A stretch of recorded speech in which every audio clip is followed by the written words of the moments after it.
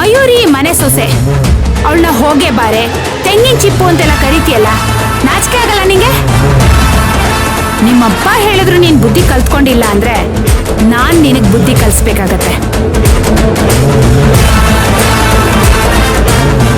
ಏನಪ್ಪ ಮನೆ ಅಳಿಯ, ಎಲ್ಲಿಗೆ ಹೋಗ್ತಿದೀಯಾ? ಅದ್ ಯಾವ ಗಳಿಗೆನಲ್ಲಿ ನಿನ್ ತಾಯಿ ನಿನ್ನ ಗಂಡ ಮಗ ಅಂತ ಹೆತ್ಬಿಟ್ರೋ ಏನೋ, ಗಂಡಸಿನ ಲಕ್ಷಣನೇ ಇಲ್ವಲ್ಲೋ ನಿಂಗೆ?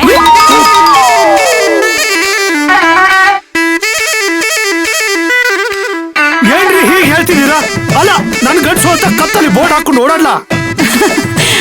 ಬೋರ್ಡ್ ಹಾಕೊಂಡು ಓಡಾಡಿದ್ರು ನೀನ್ ಗಂಡಸು ಅನ್ಸೋದಿಲ್ಲ ಬಿಡು. ಮದ್ವೆ ಆಗಿದ ತಕ್ಷಣ ಗಂಡ ಆದವನ್ ಏನ್ ಮಾಡ್ತಾನೆ? ತನ್ನ ಹೆಂಡತಿನ ತನ್ನ ಮನೆಗೆ ಕರ್ಕೊಂಡು ಹೋಗಿ ಹದ್ದು ಬಸ್ಸಲ್ಲಿ ಇಟ್ಕೊಂಡು ಸಂಸಾರ ನಡೆಸ್ತಾನೆ. ಆದ್ರೆ ನೀನು ಮದುವೆ ಆಗಿದ ತಕ್ಷಣ ತಂದೆ ತಾಯಿನೇ ಮರೆತು ದೊಡ್ಡ ಮನೆ ಸಿಕ್ತು ಅಂತ ಇಲ್ಲೇ ಜಾಂಡ ಹೂಡ್ಕೊಂಡು ಕೂತಿದ್ಯಲ್ಲ, ನಿನಗೆ ನಾಚಿಕೆ ಮಾನ ಗೌರವ ಏನೂ ಇಲ್ವಾ? ಇವೆಲ್ಲ ಹೇಳ್ತಿದ್ಯಲ್ಲ, ಅದೆಲ್ಲ ನನ್ಗಿದೆ. ನಾನು ಮದುವೆ ಆಗ್ಬೇಕಾದ್ರೇನೆ ಈ ಮನೆ ಹಳೆ ಆಗ್ಬೇಕು ಅಂತ ಒಪ್ಪಿಗೆ ತಗೊಂಡೆ ಮದುವೆ ಆಗಿತ್ತು. ಅದಕ್ಕೆ ಇಲ್ಲಿದ್ದೀನಿ. ಹೌದಾ? ಹಾಗಾದ್ರೆ ನಿಮ್ ತಂದೆ ತಾಯಿನೂ ಕರ್ಕೊಂಡ್ ಬಂದು ಇದೇ ಮನೇಲಿ ಇಟ್ಕೋಬೇಕಾಗಿತ್ತು.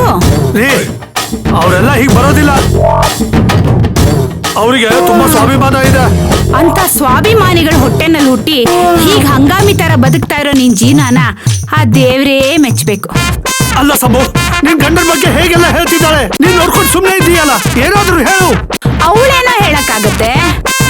ಅವಳು ಸರಿಯಾಗಿದ್ದಿದ್ರೆ ಪಾಪ ನಿನ್ಗೆ ಯಾಕಿಂತ ಪರಿಸ್ಥಿತಿ ಬರ್ತಿತ್ತು?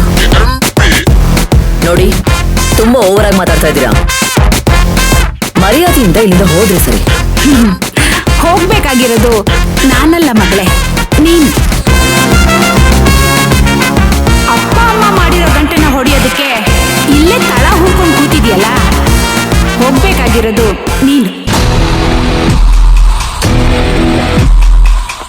ಹಿರಿಯಕ್ಕನ್ ಚಾಳಿ ಮನೆ ಮಂದಿಗೆಲ್ಲ ಅನ್ನೋ ಹಾಗೆ ಎಲ್ರೂ ನಿನ್ ಕೈಗೊಂಬೆ ಆಗಿ ನಿನ್ ಕೈ ಹಿಡ್ತದಲ್ಲೇ ಇರ್ಬೇಕು ಅಂತ ಅನ್ಕೊಳ್ತಿದ್ಯಲ್ಲ, ಇದು ಸರಿನಾ? ಅಮಿತಾ ಅನ್ನೋ ಅಹಂಕಾರದ ಹುಡುಗಿ ಈ ಮನೆಗ್ ಬಂದ್ರೆ ನಿನ್ನಾಟ ಏನು ನಡೆಯೋದಿಲ್ಲ ಅಂತ ಅವರಿಬ್ಬರು ಮದ್ವೆ ತಡೆಯೋದಕ್ಕೆ ನೀನ್ ಏನೇನೆಲ್ಲ ಮಾಡ್ದೆ ಅಂತ ನನಗ್ ಗೊತ್ತಿಲ್ವಾ?